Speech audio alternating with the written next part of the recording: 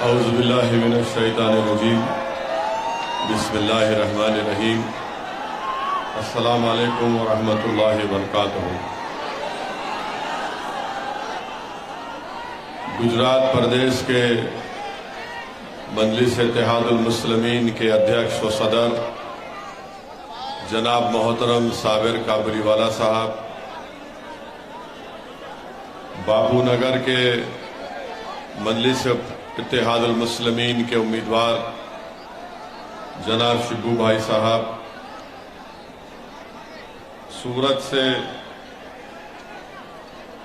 मजलिस के उम्मीदवार जनाब अब्दुल शेख साहब, सूरत ईस्ट के मजलिस के उम्मीदवार वसीम कुरैशी साहब, दानी निमरा के मजलिस के उम्मीदवार हमारी बहन कौशिका परमार साहिबा, डाइस पर मौजूद पूरे MIM पार्टी के काउंसलर्स,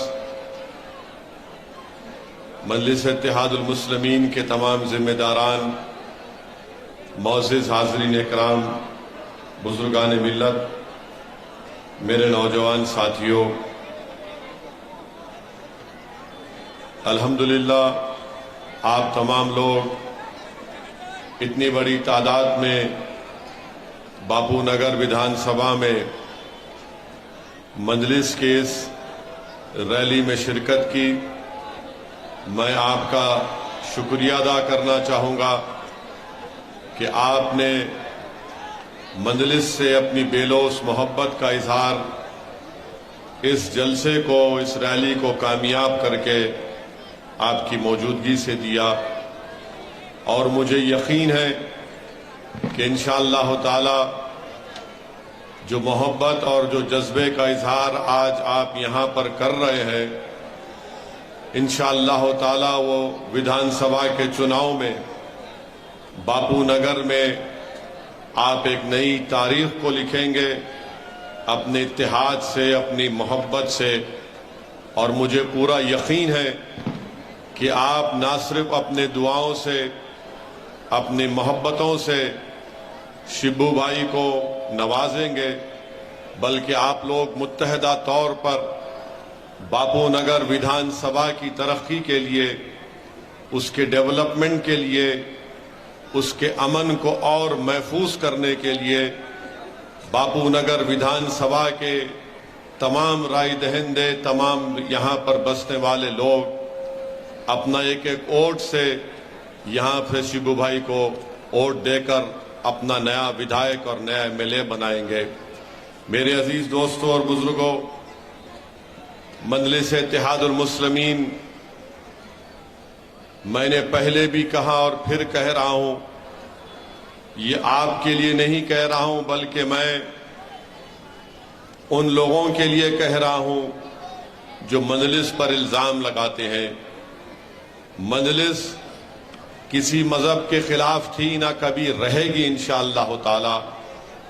मजलिस का एक ही पैगाम है कि हम भारत की राजनीति में अपना हिस्सा चाहते हैं।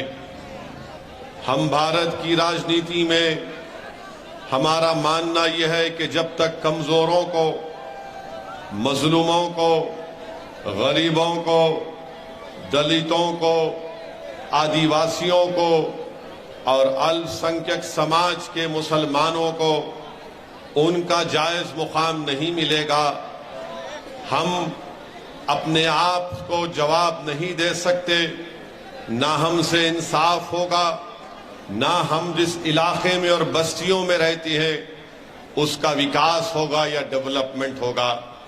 तो मेरे अजीज दोस्तों और बुजुर्गों, याद रखिए मेरी इस बात को, जो समाज अपने आप को कमजोर समझता है, जो समाज ये समझता है कि मुझसे इंसाफ नहीं किया जा रहा है, मुझ पर जुल्म किया जा रहा है, जो समाज ये समझता है कि मुझको विकास से दूर रख दिया गया, जो समाज ये समझता है कि मुझे इज्जत की निगाहों से नहीं देखा जाता, तो मैं आपसे सिर्फ यही बताने आया हूं, सिर्फ अपनी जबान से कहने से कुछ नहीं होता। जब तक आप उठकर अपने आप से नाइंसाफी करने वालों से आप उनको रोकेंगे नहीं। इंसाफ उसी वक्त होगा हमारे वतन अजीज भारत में जब आप एक सियासी ताकत बनेंगे, जब आप अपने वोट से अपने पार्टी के नुमाइंदों को कामयाब करेंगे। जब तक आपके पास आपकी सियासी क़यादत नहीं होगी, लीडरशिप नहीं होगी, आप सिर्फ चीखें मारते रहेंगे कि मुझसे इंसाफ नहीं हो रहा है, मुझे अपना हक नहीं मिल रहा है। तो मैं बापू नगर के रहने वालों को ये पैगाम देने आया हूं कि आज मजलिस आपके दरमियान में है। कल तक आपसे यहां के रहने वालों को डरा कर वोट हासिल किया जाता था। आज मजलिस आपको ये पैगाम देने आई है कि आप डर की बुनियाद पर शिब्बू भाई को वोट मत दीजिए, बल्कि आप एक उम्मीद की बुनियाद पर शिब्बू भाई को अपने वोट देकर कामयाब करिए। मैं आपको पैगाम देने आया हूं कि आप खौफ की बुनियाद पर आप मजलिस का साथ मत दीजिए, मजबूरी की बुनियाद पर आप मजलिस का साथ मत दीजिए, बल्कि मैं आपको बताने आया हूं कि इंशाअल्लाह ताला गुजरात की राजनीति में मजलिस एक नई तारीख रकम करेगी। और आपको ये पैगाम दे रहा हूं और आपको ये उम्मीद दिला रहा हूं कि हम किसी से डरने वाले नहीं हैं, ना हम किसी के से खौफ खाने वाले हैं। हम गुजरात की राजनीति में अपना हिस्सा चाहते हैं। मैं हिस्से की जब बात कर रहा हूं, मैं कोई आसमान से चांद और तारे तोड़कर लाने की बात नहीं कर रहा हूं। मैं ये नहीं कह रहा हूं कि चांद की मट्ठी लाकर मेरे कदमों में रख दो। मैं सिर्फ इतना ही कह रहा हूं कि जब सबका विकास हो सकता है तो मेरी बस्ती का भी विकास होगा। जब सबके पास साफ पीने का पानी आएगा तो बापू नगर के रहने वालों को भी साफ पीने का पानी मिलना चाहिए। अगर दूसरे महल्लों में, दूसरी जगह पर अगर इस गवर्नमेंट के स्कूल बनते हैं तो मेरी कोशिश यही होगी कि बापू नगर में भी स्कूल बने। अगर दूसरे विधानसभाओं में कम्युनिटी हॉल बनता है तो बापू नगर में कम्युनिटी हॉल क्यों नहीं बनता। अगर दूसरे विधानसभा में अगर किसी की दुकान को तोड़ा जाता है, जैसा बापू नगर में हसरत मोहानी रोड पर दुकानों को तोड़ा गया, दूसरी जगह पर दुकान तोड़ने वालों को दूसरे मुकाम पर उनकी दुकान को मुंतकिल कर दिया गया, उनको रोजगार से महरूम नहीं किया गया। मगर बापू नगर में यहां पर गरीबों को उनकी दुकानें तोड़कर उनको गरीब बना दिया गया। आज आपकी आवाज उठाने वाला कोई नहीं है। मेरे अजीज दोस्तों और बुजुर्गों, आप जानते हैं कि इस विधानसभा में साफ पीने का पानी आपको नहीं मिलता है। यहां पर जो कांग्रेस के एमएलए हैं वो पीने का पानी का, साफ पीने का पानी का इंतजाम नहीं कर सके। मैं आपको बताना चाह रहा हूं कि हैदराबाद में जहां पर मजलिस के विधायक हैं, हमारे कॉरपोरेटर हैं, हमने साफ पीने के पानी के लिए वहां की म्युनिसिपैलिटी से एक स्कीम को मंजूर करवाया। पूरे हैदराबाद तेलंगाना में सबसे पहले, जबकि उस वक्त आंध्र प्रदेश था, हमने बोरवेल के पास एक मशीन लगाई और मशीन के जरिए हमने बिस्लरी से साफ पानी गरीबों को मुहैया किया। आज भी वो पानी की स्कीम जिसको हमने सालारे मिल्लत वाटर प्लांट का नाम दिया, 1 रुपया उसमें डालो आप, 10 लीटर साफ पानी आपको मिलता है। जब हमने स्कीम हैदराबाद में शुरू की तो उसके बाद वहां के मुकामी डॉक्टर्स मेरे से मिलने आए और आकर मुझसे पूछा कि ओवैसी साहब, जब से आपने साफ पानी की स्कीम का काम शुरू किया, हमारे पास हमारे क्लिनिक में जो गरीब लोग आकर अपने ज़ईफ लोगों का, बूढ़े लोगों का और बच्चों का इलाज कराते थे, क्योंकि वो खराब गंदा पानी पीने से बीमार पड़ते थे। जब से आपने सालारे मिल्लत वाटर प्लांट लगाया है, हमारे क्लिनिक में उस पेशेंट की तादाद बहुत कम हो गई जो गंदा पानी पीकर बीमार पड़ते थे। मैं आपसे वादा कर रहा हूं कि आप इस विधानसभा में हमारे नुमाइंदे को कामयाब करिए, शिबू भाई को। अगर गुजरात सरकार साफ पीने पानी का इंतजाम नहीं करेगी तो मैं मजलिस अपने पैसों से यहां पर वो साफ पीने के वाटर प्लांट को लगाएगी ताकि बापू नगर के लोगों को साफ पीने का पानी मिल सके। मेरे अजीज दोस्तों और बुजुर्गों, उर्दू स्कूल नहीं है, 8वीं जमात तक बच्चियों का स्कूल है और 8th क्लास के बाद हमारी बेटियों को शहर के दूसरे मुकामात पर जाकर अपनी तालीम को मुकम्मल करना पड़ता। कांग्रेस का एमएलए क्या कर रहा है? क्या कांग्रेस का एमएलए हुकूमत से लड़कर नुमाइंदगी करके रिप्रेजेंटेशन करके 8th क्लास से 10th क्लास या 12th क्लास तक नहीं कर सकता था? मगर मेरे अजीज दोस्तों और बुजुर्गों, ये नहीं चाहते कि गरीबों की बच्चियां पढ़ लिख कर कामयाब हो जाएं दुनिया में। ये नहीं चाहते कि हिजाब और बुर्का पहनने वाली बच्ची अगर तालीम याफ्ता हो जाएगी तो फिर माशरे में, सोसाइटी में इनकलाब पैदा हो जाएगा। ये नफरत करते हैं हिजाब पहनने वाले बच्चियां, बुर्का पहनने वाली बेटियां हमारी जो बुर्का हिजाब पहनकर स्कूल को जाती हैं कि मुझे इल्म की शमा को रोशन करना है। ये सब लोग आपको तालीम से रोकना चाहते हैं। मैं आपसे वादा कर रहा हूं कि आप शिब्बू भाई को कामयाब करिए। इसी बापू नगर विधानसभा में जो हमारी बेटियों को 8th क्लास के बाद अहमदाबाद के दूसरे मुकामात पर जाकर अपनी तालीम को मुकम्मल करना पड़ रहा है, मैं और हम यहां पर जो भी सरकार होगी उनसे लड़कर इंशाअल्लाह ताला यहां पर उन बच्चियों की तालीम को मुकम्मल करवाएंगे। तीसरी बात कि मुराजी चौक के पास ग्राउंड है, एमएलए को तौफीक नहीं हुई कि उस ग्राउंड को बच्चों के खेल के लिए बचाया जाए। एमएलए आंख बंद कर लिया और वहां पर पुलिस अपने क्वार्टर्स बना रही है। इस विधानसभा के लिए वो ग्राउंड अहम है ताकि हमारे बच्चे वहां पर जाकर खेल कूदें, मगर एमएलए को उसको फिक्र नहीं है। खबरस्तान है, कब्रस्तान के सामने गेट तो बन गई मगर कब्रस्तान के अंदर सफाई नहीं होती, लाइट का इंतजाम नहीं किया जाता। बापू नगर का जो कांग्रेस का एमएलए है, ना तो वो उस बापू नगर विधानसभा के जो लोग जिंदा हैं उनके लिए कुछ काम करता है और जो लोग कब्रस्तान में सो रहे हैं वहां पर भी उनकी साफ सफाई का इंतजाम या लाइट का इंतजाम नहीं कर सकता। तो मैं बापू नगर की जनता से अपील कर रहा हूं कि आप शिब्बू भाई का साथ दीजिए।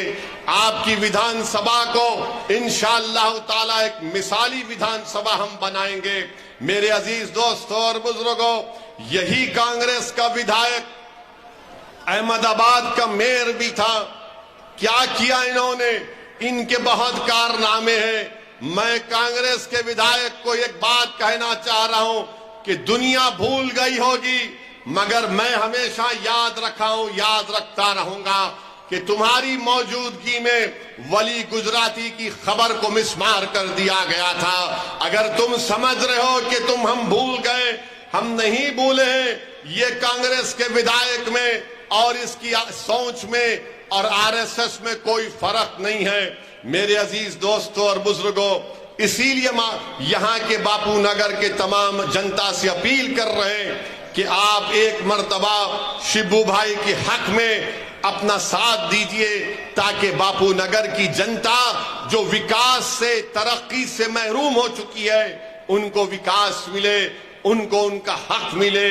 जो लोग कहते हैं कि मजलिस क्या करती है, तो मैं आपको बता रहा हूं कि मैं भी एमपी हूं। मैं आपके सामने खड़े होकर इस बात को कह रहा हूं कि मेरे हैदराबाद की एमपी हलके में एक विधानसभा कारवान, जहां पर किले गोलकुंडा भी है जो मशहूर तारीखी किला है, वहां पर मैंने अपने एमपी लैंड के फंड से बच्चियों की तालीम के लिए, हमारी बेटियों की तालीम के लिए मैंने 8.5 करोड़ की एक बिल्डिंग बनाई जिसमें हमारी बेटियां 11th और 12th क्लास और डिग्री कॉलेज वहां पर मैंने एमपी फंड से बनवाया। वहां पर एक नहीं, दो नहीं, बल्कि बहुत बड़ी तादाद में हमारी बेटियां जाकर वहां पर अपना इंटर 11th और 12th और ग्रेजुएशन की तालीम को मुकम्मल करती हैं। लोग कहते हैं कि हमारे से सवाल करते हैं, हम पर इल्जाम लगाते हैं कि असदुद्दीन ओवैसी सिर्फ जज्बाती तकरीर करता है। हाँ, अल्लाह ने मेरे सीने में एक धड़कता हुआ दिल दिया है। अल्लाह ने मेरे सीने में दिल की जगह पत्थर को नहीं रखा है। मेरे सीने में एक धड़कता हुआ दिल है। मैं इंसान हूं, मैं किसी गरीब की तकलीफ को अपने सीने में महसूस करता हूं। अगर मेरी बेटियों की आंख में आंसू आएंगे तो मैं आपसे वादा कर रहा हूं मेरी बेटियों, तुम्हारे आंख के आंसू मंजलिस के एक जिम्मेदार तुम्हारे आंख के आंसू भी पहुंचेंगे और इंशाअल्लाह तुम्हारे ख्वाबों को पूरा करने की कोशिश करेंगे। मैं बापू नगर के बुजुर्गों से वादा कर रहा हूं, जो बूढ़े हैं, जो ज़ईफ हैं, हम आपसे वादा कर रहे हैं कि शिब्बू आपके लिए एक बैसाखी बनकर उन गरीबों के, उन हमारे बुजुर्गों के, ज़ईफ लोगों के ख्वाबों को पूरा करेगा। मैं बापू नगर के नौजवानों से वादा कर रहा हूं कि नौजवानों, अगर तुम्हारे दिलो दिमाग में नाउम्मीदी पैदा हो चुकी है, फ्रस्ट्रेशन पैदा हो चुका है, तो मैं आपसे वादा कर रहा हूं बापू नगर के नौजवानों, ये शिब्बू तुम्हारी उम्मीद बनेगा। ये शिब्बू तुमको दुनिया में एक नई राह दिखाएगा। वो कभी तुम नौजवानों के दिलों में नाउम्मीदी को पैदा होने नहीं देगा। मेरे अजीज दोस्तों और बुजुर्गों, ये बापू नगर के डेवलपमेंट का ये प्लान, ये मंजलिस पार्टी का है। मैं बापू नगर के तमाम जिम्मेदारों से अपील कर रहा हूं कि आप मंजलिस को मौका दीजिए। कांग्रेस का विधायक बिल्कुल नाकाम साबित हुआ है आपके मसाइल को हल करने के लिए। हमने एक हरकियाती नौजवान को, एक जिसके दिल में गरीबों के लिए एक तड़प है, जिसके दिल में मजलूमों को इंसाफ दिलाने का एक लगन है, आप यहां से शिब्बू भाई को वोट देकर मंजलिस को नहीं बल्कि बापू नगर की जनता अपने आप को कामयाब करे, ये मैं आपको बताने के लिए आया हूं। दूसरी बात मेरे अजीज दोस्तों और बुजुर्गों, दूसरी बात यह कि लोग बोलते हैं कि मंजलिस के तेलंगाना में 7 MLA, आपने क्या काम किया। लोग बार बार इल्जाम लगाते कि मंजलिस नफरत की राजनीति करती है। अरे जो लोग हम पर इल्जाम लगाते हैं, कभी आओ हैदराबाद को आकर देखो, तेलंगाना को आकर देखो कि मंजलिस ने क्या काम किया। मेरे अजीज दोस्तों और बुजुर्गों, मंजलिस ने गवर्नमेंट के जो उर्दू स्कूल है हैदराबाद के और तेलंगाना के जो 10th क्लास में बोर्ड का एग्जाम लिखते हैं, हमने 2005 से अब तक करीब 3 करोड़ बच्चे और बच्चियों को स्कूल का बैग दिया। 10th क्लास की इम्तिहान की फीस हम तेलंगाना में देते हैं। मेरे ख्याल से अब तक 8-9 करोड़ रुपये उस पर खर्च हो चुके हैं। ये काम मंजलिस करती है, इसीलिए तो मंजलिस जीतती है। मैं आपसे बल्कि बापू नगर नहीं बल्कि गुजरात के उन तमाम जनता से अपील कर रहा हूं कि आप एक मर्तबा मंजलिस का दामन थाम लीजिए। एक मर्तबा आप असदुद्दीन ओवैसी की बात के यकीन करिए।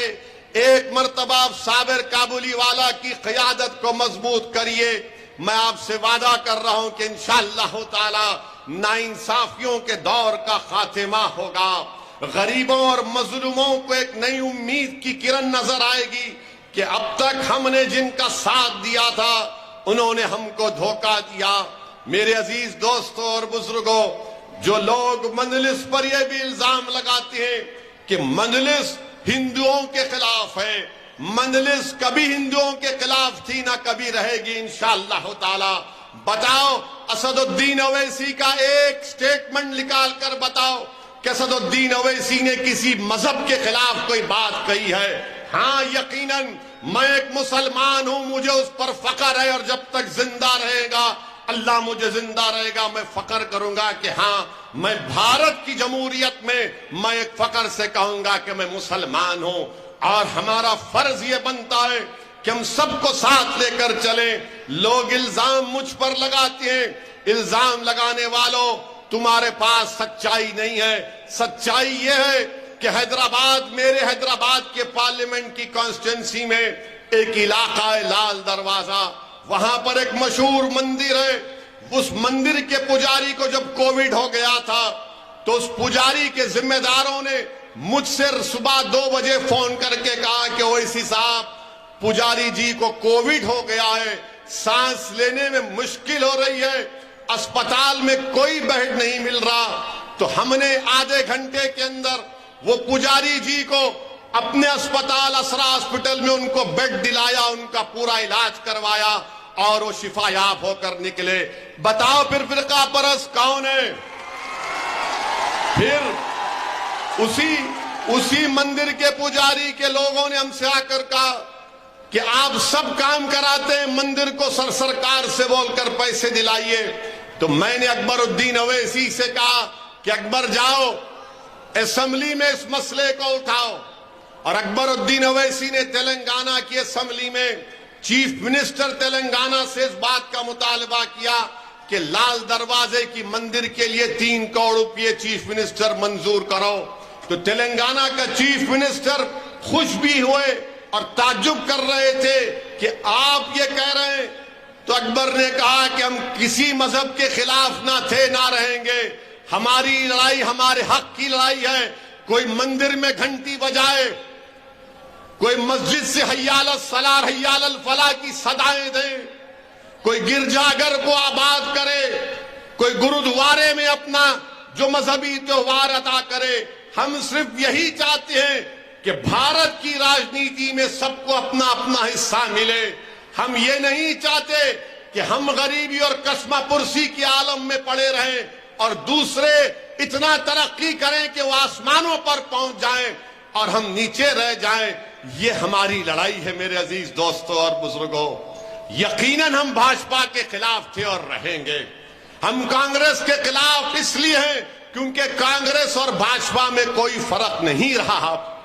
यकीनन हम आप पार्टी के खिलाफ इसलिए हैं क्योंकि उनका जो रवैया भी है कि वो मोदी से ज्यादा हिंदुत्व की आइडियोलॉजी पर चल रहे हैं और हम पर इल्जाम लगा दिया जाता है। कांग्रेस और आप पार्टी कहती है कि ओवैसी बीजेपी का बी टीम है और बीजेपी ये कहती है कि ओवैसी मुल्क के खिलाफ है। माने ये लोग हमको बी टीम कांग्रेस और आप और बीजेपी कहती है कि ओवैसी नया जिन्ना है। अने जिन्ना किधर है मुझे नहीं मालूम, जिन्ना किधर गया मुझे नहीं मालूम। मैं तो उन लोगों की औलाद हूं जिन्होंने जिन्ना के पैगाम को ठुकराया और भारत को माना। मैं तो उन लोगों की औलाद हूं जिन्होंने पाकिस्तान को पाक नहीं माना, भारत को पाक इसलिए माना क्योंकि ख्वाजा अजमेरी की सरजमीन है। मगर ये बीजेपी वाले ओवैसी ऐसा है। कांग्रेस और आप एक बयान लगाते। मैं बीजेपी कांग्रेस और आप से एक बात कहना चाह रहा हूं कि तुम लोग किसी एक जगह पर अहमदाबाद में बैठ जाओ, मोदी, राहुल और केजरीवाल तीनों बैठकर ये तय कर लो कि ओवैसी क्या है। तीनों बैठकर तय कर लो। अगर तुमको चाय पीना चाह रहे, बिस्किट खिलाना जिनको है मंजूर, तो मैं साबिर भाई को बोलूंगा कि जरा चाय बिस्किट का इंतजाम कर दो। मगर तीनों एक बार बैठकर तय कर लो कि मैं क्या हूं। मुझे तुम क्या पुकारते हो उसकी कोई फिक्र नहीं है, क्योंकि मुझे मालूम कि जब तक अल्लाह मुझे जिंदा रखेगा, सेहतमंद रखेगा, ये तमाम लोग मुझ पर इल्जाम लगाते रहेंगे। तो मैं इनसे इतना ही कहूंगा कि कोई पत्थर से ना मारे मेरे दीवाने को। मेरे अजीज दोस्तों और बुजुर्गों, ये इनका निशाना आप देखेंगे कि साबिर काबुलीवाला साहब अपने विधानसभा की तरक्की के लिए अहमदाबाद के मेयर से मिलते हैं, इन सबको पेट में दर्द शुरू हो गया। नहीं, साबिर काबुलीवाला मीटिंग किए। अरे दीवाने जनता के दरमियान मीटिंग कर रहे हैं। साबिर काबुलीवाला तो आम आदमी पार्टी की तरह नहीं कर रहे। कि आम आदमी पार्टी कहती है, दिल्ली में क्या कहती है कि लोकसभा तुम्हारा, असेंबली मेरी। मोदी जी, मेरे अजीज दोस्तों और बुजुर्गों, तीसरी बात यह है कि कल बीजेपी की तरफ से यह ऐलान आया कि गुजरात में यूनिफॉर्म सिविल कोड बनाएंगे, यकसा सिविल कोड बनाएंगे। अब आप बताइए, और फिर आज हमारे मीडिया के लोग हमसे मिलने आए, उन्होंने कहा कि नरेंद्र मोदी की कैबिनेट के गुजरात के एक सीनियर मंत्री हैं रूपाला साहब ने कहा कि एक देश में एक कानून रहना। भाजपा वालों, मेरे कान में फूल नहीं है, मैं जानता हूं हकीकत क्या है। बीजेपी कहती है कि एक देश है तो एक कानून होना चाहिए। बीजेपी को यह समझना चाहिए कि आपके पास थम्स अप लोग होंगे, हमारे पास नहीं है। हम पढ़ना लिखना जानते हैं, हम संविधान पढ़ते हैं। संविधान में एक है स्टेट लिस्ट, एक है यूनियन लिस्ट, एक है कंकरेंट लिस्ट। यानी जो यूनियन लिस्ट है वो दिल्ली की सरकार कानून बनाएगी, जो प्रदेश की लिस्ट है वो प्रदेश की सरकार बनाएगी। एक कंकरेंट लिस्ट होती है, अगर प्रदेश सरकार कानून बनाती है वो भी बना सकती, मगर अगर केंद्र की सरकार बनाएगी तो उसका कानून चलेगा। तो भाजपा वालों, रूपाला साहब, ये आप किसी और को जाकर ये ज्ञान दीजिए, हमको ज्ञान मत दीजिए। सीआरपीसी में, आईपीसी में कितने अमेंडमेंट होते हैं। आप बोलते हैं देश में एक कानून होना, तो चलिए क्या हिमाचल प्रदेश में कोई गुजरात का आदमी जाकर एग्रीकल्चर की जमीन खरीद सकता? नहीं खरीद सकता। क्या कोई गुजरात से निकलकर लक्षद्वीप जा सकता बगैर परमिशन के? नहीं जा सकता। क्या कोई गुजरात से निकलकर अरुणाचल प्रदेश जा सकता? नहीं जा सकता, परमिशन लेना पड़ता है। आप कहते हैं कि देश में एक कानून होना, तो क्या हमने नागालैंड, मिजोरम, सिक्किम, आंध्र प्रदेश को 371 के तहत उनको स्पेशल राइट्स नहीं दिए? बीजेपी इस पर भी कुछ नहीं बोल सकती। मैं जो कुछ कह रहा हूं आपके सामने सच्चाई को बयान कर रहा हूं। यूनिफॉर्म सिविल कोड, भाजपा वाले बोलते कि संविधान के चैप्टर 4 डायरेक्टिव प्रिंसिपल में लिखा गया। हम देश के प्रधानमंत्री से एक बात पूछना चाह रहे हैं। देश के प्रधानमंत्री जब से ही आप मोदी जी बने हैं 8 साल में, देश की 60% दौलत सिर्फ 8 लोगों या 10 लोगों के पास क्यों आ गई? क्या संविधान की आर्टिकल 39 नहीं कहता कि देश की दौलत सबके पास रहे?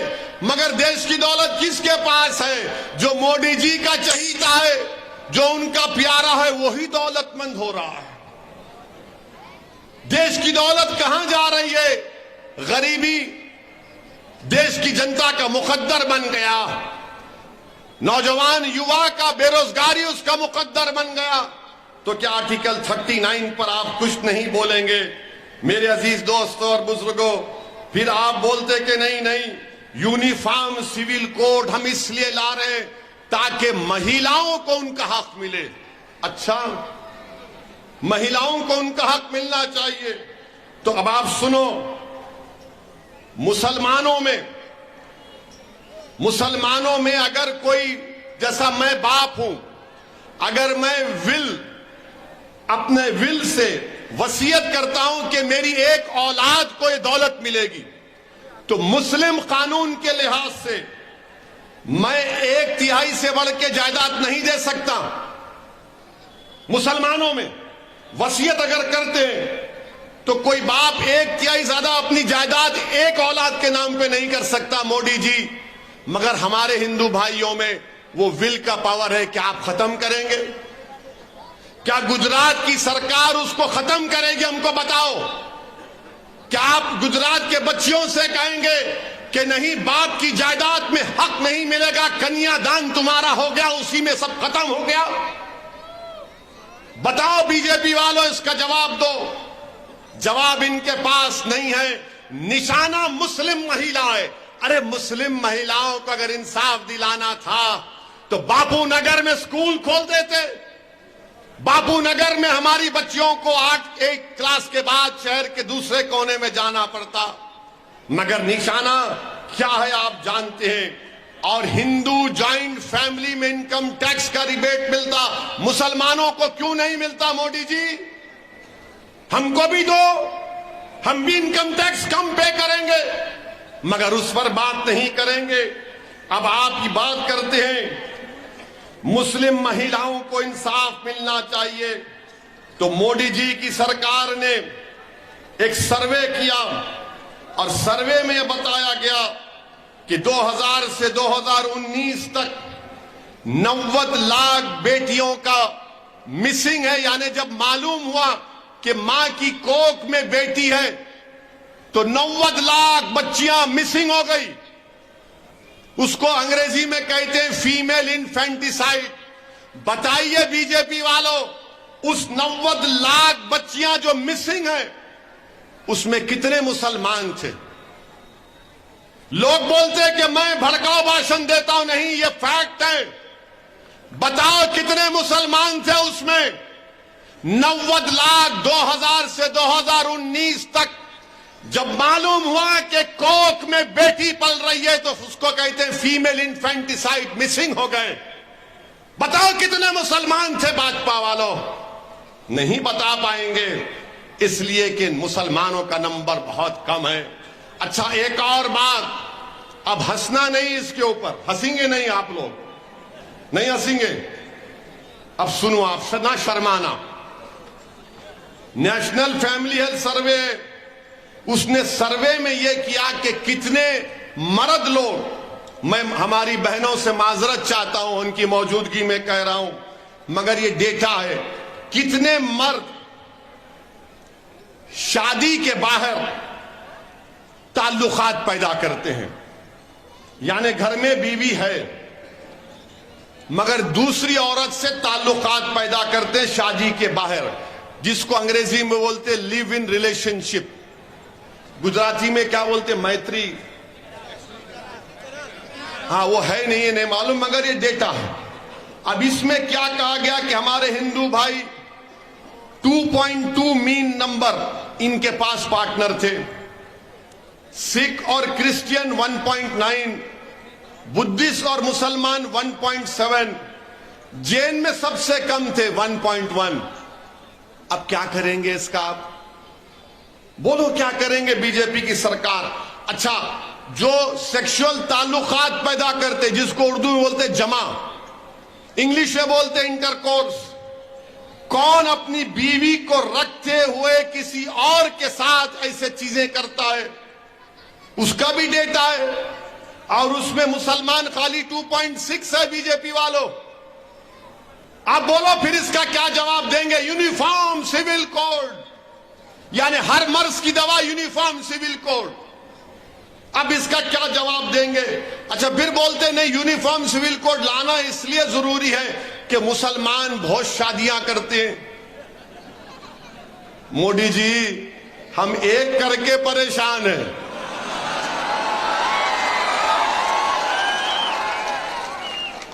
तो गवर्नमेंट का डेटा बोलता है कि मुसलमानों में 1.9% मुसलमान की 2 बीवी, हमारे हिंदू भाइयों के पास 1.2, ज्यादा फर्क नहीं है।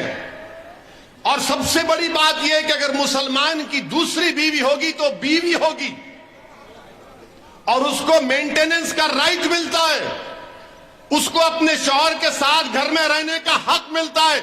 Uniform civil code. कितने बच्चियों की शादियां होती हैं चाइल्ड मैरिज?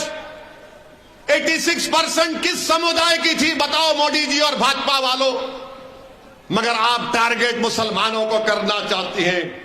मेरे अजीज दोस्तों और बुजुर्गों, ये गवर्नमेंट का डेटा है, ये मेरा डेटा नहीं है।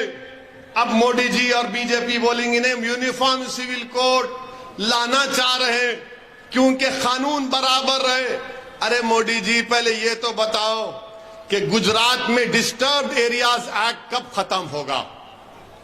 डिस्टर्ब एरियाज एक्ट है, कोई मुसलमान अपना घर न खरीद सकता है, खरीदना है तो कलेक्टर साहब उसको रिजेक्ट कर देते हैं।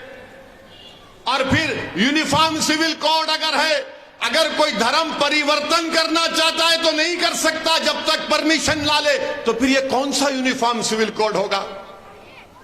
ये कौन सा यूनिफॉर्म सिविल कोड होगा? बताओ भाजपा और मोदी जी। सिर्फ यूनिफॉर्म सिविल कोड इसलिए लाना चाह रहे हैं कि मुस्लिम अकलियत को उनके मजहब से, उनकी मजहबी शनाख्त को कमजोर करके रख दिया जाए। मेरे अजीज दोस्तों और बुजुर्गों, यूनिफॉर्म सिविल कोड लाने का कोई और मकसद नहीं है। अब चुनाव आ गया तो मोदी जी और उनकी सरकार ने ऐलान किया कि गुजरात में भी एक कमेटी बनाई जाएगी। मेरे अजीज दोस्तों और बुजुर्गों, मोदी जी ने कह दिया यूनिफॉर्म सिविल कोड, तो दिल्ली का केजरीवाल भी बोल रहा कि हाँ यूनिफॉर्म सिविल कोड। इन दोनों का यूनिफॉर्म एक ही है,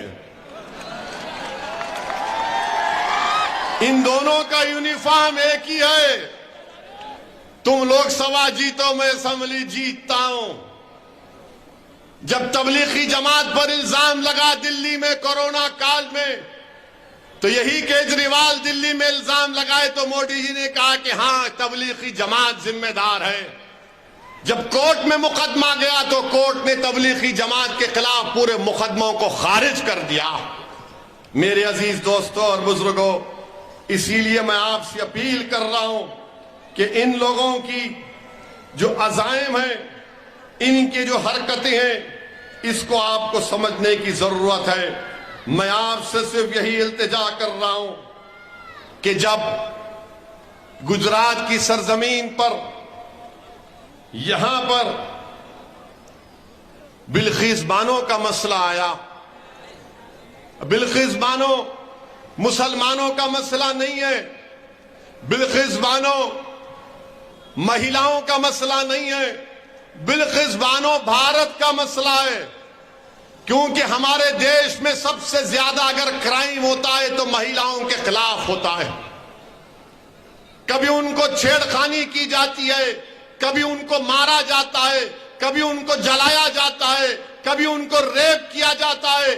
और वो बिल्किस बानो जिसको उसके पड़ोसी, वो बिल्किस बानो जिसने उस दुकान से चूड़ियां खरीदी, चूड़ियां बेचने वाला बिल्किस बानो का बलात्कार किया, वो बिल्किस बानो जिसकी 3 साल की बेटी को उसके सामने पत्थर पर सर मारकर उसको शहीद कर दिया गया, वो बिल्किस बानो जिसकी मां और उसके महिला रिश्तेदारों का बिल्किस बानो के सामने जो प्रेग्नेंट थी, हामिला थी, उसकी मां और उसके रिश्तेदारों का रेप करके, बलात्कार करके उनका कत्ल कर दिया गया। उस बिल्किस बानो का रेप करने वालों को, उसकी बेटी की हत्या करने वालों को, उसकी मां की हत्या करने वालों को देश के प्रधानमंत्री श्री मोदी जी की सरकार छोड़ देती है, छोड़ देती है, आजाद कर देती है। वाह देश के प्रधानमंत्री का झूठा आपका वादा था कि बेटी बचाओ बेटी पढ़ाओ। क्या आपकी बेटी बिल्किस बानो नहीं थी मोदी जी? क्या देश की बेटी बिल्किस बानो नहीं थी मोदी जी? आपने उसके रेप करने वालों को छोड़ दिया। सीबीआई ने कहा मत छोड़ो, सीबीआई के उस जज ने कहा मत छोड़ो, बल्कि जिन लोगों को आजाद किया गया उन्होंने पेरोल पर निकलकर, फरलो पर निकलकर 2 महिलाओं पर और हमला किया, उन पर केस बुक हुआ। बताइए आप क्या पैगाम देश के प्रधानमंत्री देश के महिलाओं को दे रहे हैं?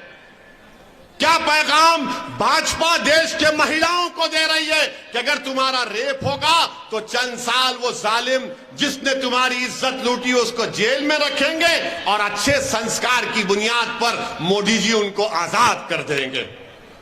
और जब यही बिल्किस बानो के ताल्लुक से एक मीडिया के जर्नलिस्ट ने आप पार्टी के एक मिनिस्टर से पूछा कि बिल्किस बानो पर आप क्या बोलेंगे, तो उसने कहा कि हमको बिल्किस बानो के बारे में नहीं बोलना है, हमको स्कूल के बारे में बोलना है, टीचर के बारे में बोलना है, क्लासरूम के बारे में बोलना है, बिल्किस पर नहीं बोलेंगे। मोदी जी भी नहीं बोलेंगे, भाजपा भी बिल्किस पर नहीं बोलेगी और दिल्ली का केजरीवाल भी बिल्किस बानो पर नहीं बोलेगा। मेरे अजीज दोस्तों और बुजुर्गों, बिल्किस बानो पर अगर किसी ने पूरी ताकत और जिम्मेदारी के साथ किसी ने बिल्किस बानो की ताईद में कहा, किसी पार्टी ने कहा, तो उसका पार्टी का नाम मंजलिस पार्टी था। हम मुसलमान, बिल्किस बानो मुसलमान है कहकर नहीं बोले। नहीं, मैं तुम्हारे थालियों का मोहताज नहीं हूं। मैं तुमको एक पैगाम देना चाह रहा हूं बापू नगर की जनता को कि बिल्किस तुम्हारी भी बहन है, बिल्किस तुम्हारी भी बेटी है। बिल्किस की मरने वाली बेटी तुम्हारी भतीजी भी हो सकती है, तुम्हारी भांजी भी हो सकती है। अगर कल तुम्हारी औलाद से ऐसा होगा तो तुम क्या करोगे बताओ। आज एक सरकार ने एक महिला की अस्मत रेजी करने वालों को छोड़ दिया और क्या पैगाम दिया गुजरात की महिलाओं को। ये गुजरात के महिलाओं को सोचना पड़ेगा। मेरे अजीज दोस्तों और बुजुर्गों, फिर आपकी और हमने देखा कि गुजरात में मुस्लिम बच्चों को पत्थर फेंकने के इल्जाम में रोड पर लाकर पुलिस उनको मजमे को, जैसा आज मजमा है, उस मजमे के सामने जनता को खड़ा करके मोदी सरकार, मोदी की हुकूमत, भाजपा की सरकार उन बच्चों को रोड पर लाकर लठों से मारते हैं। बताओ मेरे अजीज दोस्तों और बुजुर्गों, उन मासूम बच्चों के खिलाफ अगर किसी ने आवाज बुलंद की तो उसका नाम असदुद्दीन ओवैसी था। मैंने आवाज उठाई, पुकार पुकार कर कहा और आज भी कह रहा हूं कि जिस सरकार ने उन बच्चों को मारा, आपके पास दिल नहीं है, आपके दिल में रहम नाम की कोई चीज नहीं है। आपने उन मुसलमानों को रोड पर लाकर क्यों मारा बताओ। आप क्यों मारा उनको? उनका जुर्म सिर्फ इतना ही था कि उनका मजहब इस्लाम था। उनका जुर्म सिर्फ इतना ही था कि उनका नाम मुसलमान था। इसीलिए आपने रोड पर लाकर उनको खूब मारा, जनता को बिठाकर मारा। अरे मुझे तकलीफ इस बात की है कि पुलिस ने मारा, सरकार ने कहा पुलिस को मारने के लिए। मुझे तकलीफ इस बात की है कि जनता जो खड़ी हुई थी, उस जनता थालियां मार रही थी जब उन बच्चों को लठों से मारा जा रहा था। बताओ आप, ये क्या इंसानियत है? कितना अंधेरा फैल चुका है दिलों में कि बच्चों को रोड पर लाकर जब मार रहा है तो कम से कम उस जनता में से अगर कोई एक आदमी या एक महिला उठकर कही थी कि इनको जेल को भिजाओ, इनको मारो मत। हमारे गुजरात में संविधान है, हमारे गुजरात में कोर्ट है, कानून है। ये जुल्म है उन बच्चों को रोड पर लाकर मारना। मैंने जब ये कहा कि मुसलमानों की इज्जत नहीं है, हमको बेइज्जत किया जा रहा है, तो पूरे मीडिया में इस तरह से बनाकर पेश किया गया कि असदुद्दीन ओवैसी किसी एक समुदाय के खिलाफ बोल रहा है। अगर मुसलमान की जगह एक दलित को मारते, एक आदिवासी को मारते, हमारे हिंदू भाई को मारते, एक ब्राह्मण को मारते, तब भी मैं इसी तरह से कहता, क्योंकि कानून को तोड़ने का काम सरकार का नहीं है। पुलिस जिसको चाहे लट लेकर नहीं मार सकती रोड पर लाकर। अगर ऐसा है तो फिर गुजरात की कोर्ट को बंद कर दो, पुलिस स्टेशन को बंद कर दो, आईपीसी सीआरपीसी को जला दो जनता के सामने लाकर और बोल दो कि इंसाफ नहीं होगा, जुल्म ही होगा, जुल्म ही होगा।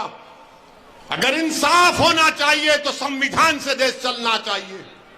मेरे अजीज दोस्तों और बुजुर्गों, ये लड़ाई मंजलिस की है।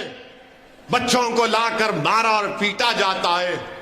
मेरे अजीज दोस्तों और बुजुर्गों, अब आपसे अपील कर रहा हूं कि बिल्किस बानो का मसला, उसके खिलाफ हमने आवाज उठाई। बच्चों को मारा, हमने आवाज उठाई। आप तमाम ने कहा कि हां ओवैसी ने आवाज उठाई, मगर मैं आपसे पूछ रहा हूं, मैं बापू नगर की जनता से पूछ रहा हूं, मैदानी लिमड़ा की जनता से पूछ रहा हूं, मैं साबिर काबुलीवाला साहब के विधानसभा की जनता से सवाल कर रहा हूं, मैं सूरत की जनता से सवाल कर रहा हूं।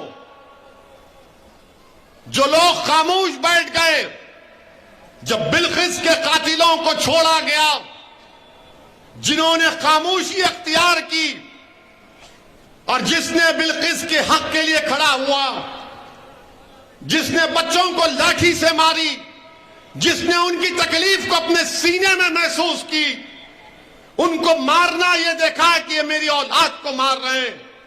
अब आपको फैसला करना है कि क्या आप मुझे सजा देंगे या मुझे इनाम देंगे। यह आपको तय करना है कि क्या आप मुझे सजा देंगे या इनाम देंगे।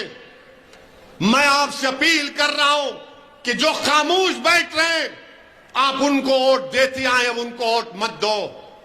याद रखो, जो आपकी तकलीफ को देखकर अपनी आंखें बंद कर लेते हैं, जो मजलूमों की तकलीफ को देखकर उनकी जबानें गूंगी हो जाती हैं, उनकी आंखों पे पर्दा पड़ जाता है, ओवैसी आपसे कह रहा है, आपसे अपील कर रहा है कि अगर तुम खामोश रहने वाली पार्टियों को वोट दोगे तो याद रखो, खुदा ना खास्ता तुमको हमेशा के लिए खामोश ना कर दें।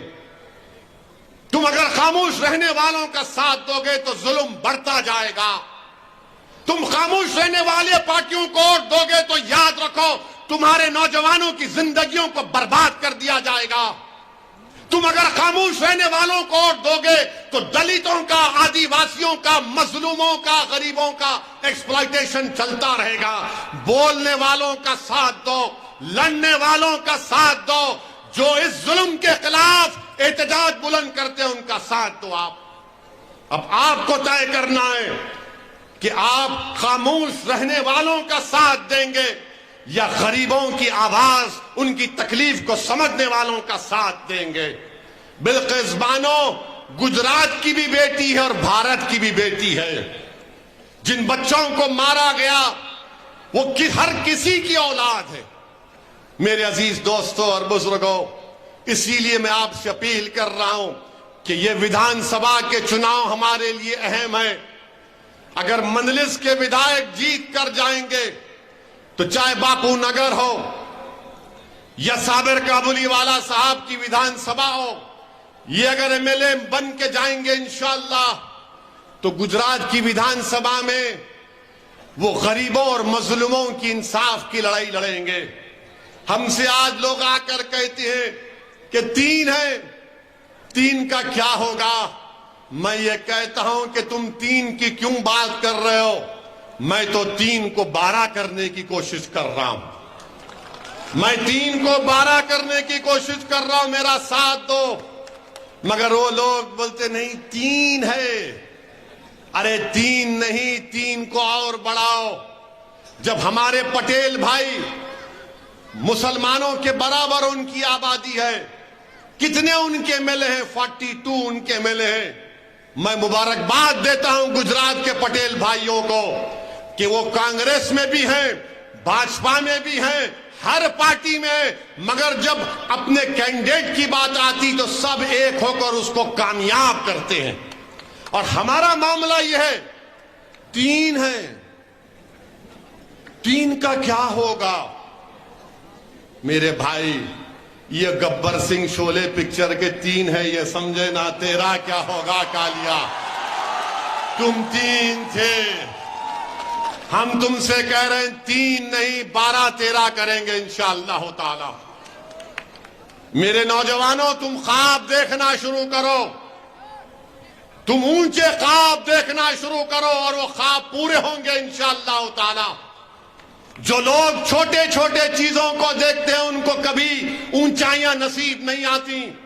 जो लोग ऊंचा ख्वाब देखते हैं अल्लाह उनको ऊंचाई पर लेकर जाता है। जो लोग मायूस होकर बैठ जाते, मुफलिसी उनका मुकद्दर बन जाता है। जो अपने ख्वाबों को पूरा रखने का हौसला रखते हैं, जो अपने ख्वाबों को पूरा रखने का अज़म रखते हैं, जो ख्वाबों को पूरा करने के लिए जिद्दोजहद करना चाहते हैं, जो अपने ख्वाबों को पूरा करने के लिए ये नहीं देखते कि मेरे पास दौलत नहीं है। याद रखो, दौलत सब कुछ नहीं है। सबसे बड़ी दौलत अगर है तो ईमान की दौलत है। सबसे बड़ी दौलत है तो ज़मीर की दौलत है। सबसे बड़ी दौलत है तो सच्चाई है। जिसके पास सच्चाई है अल्लाह उस सच्चाई रखने वाले को कामयाब करता है। तो मेरी आपसे अदबन गुजारिश है कि आप मेरी इन बातों पर गौर करिए, अपना एक एक वोट का सही इस्तेमाल करिए।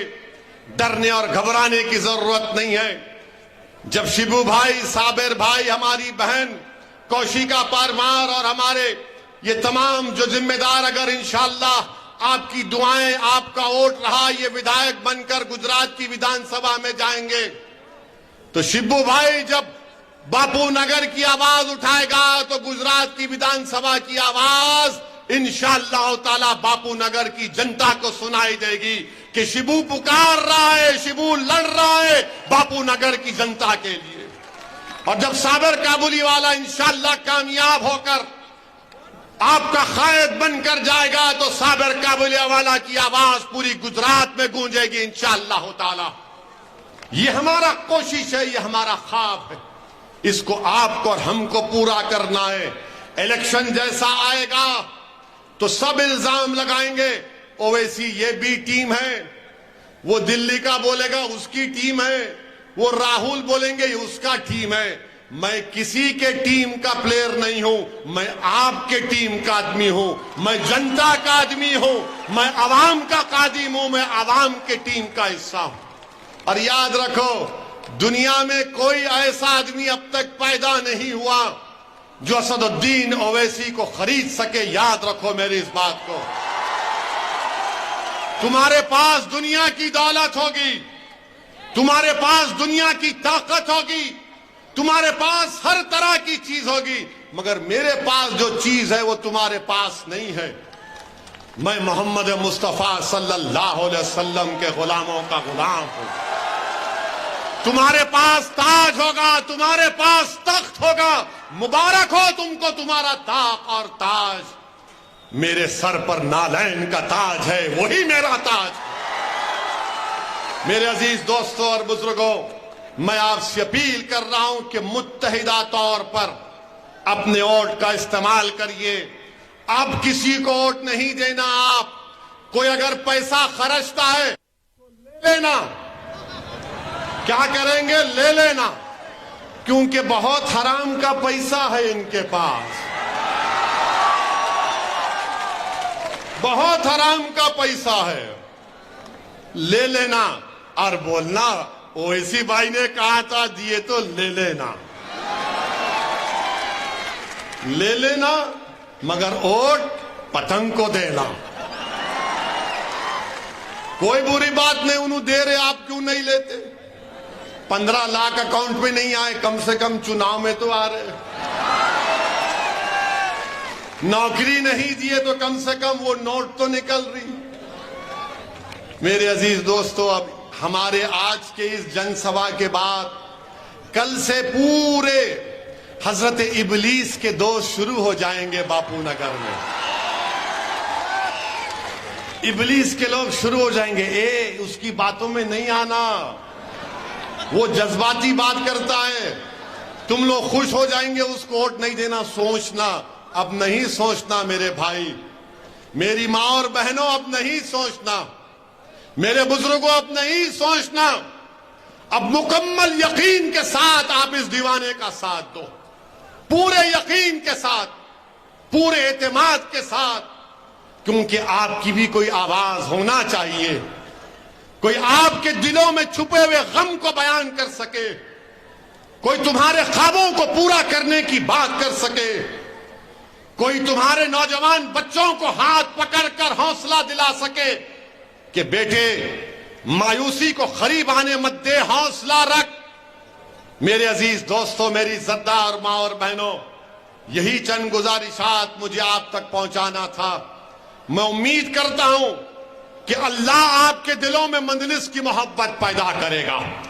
मैं दुआ करता हूं अल्लाह से, नबी करीम सल्लल्लाहु अलैहि वसल्लम के सदक़े और तुफैल में, कि अल्लाह आपके दिलों में मंजलिस की मोहब्बत को पैदा करेगा और वो मोहब्बत इंशाअल्लाह मंजलिस के विधायक को आप लोग कामयाब करेंगे।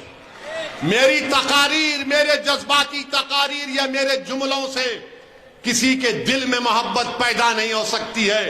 दिल को मोड़ने का काम तो अल्लाह का है, दिल को मोड़ने का काम तो लतीफ का है, और या लतीफ खुद दिलों को मोड़ेंगे इंशाअल्लाह ताला। मेरे अजीज दोस्तों और बुजुर्गों, मुत्तहिद रहिए, मजलिस को मजबूत करिए, डरने और घबराने की जरूरत नहीं है। नौजवान, मैं तुमसे कह रहा हूं कि ये लड़ाई हम तुम्हारे लिए लड़ रहे हैं।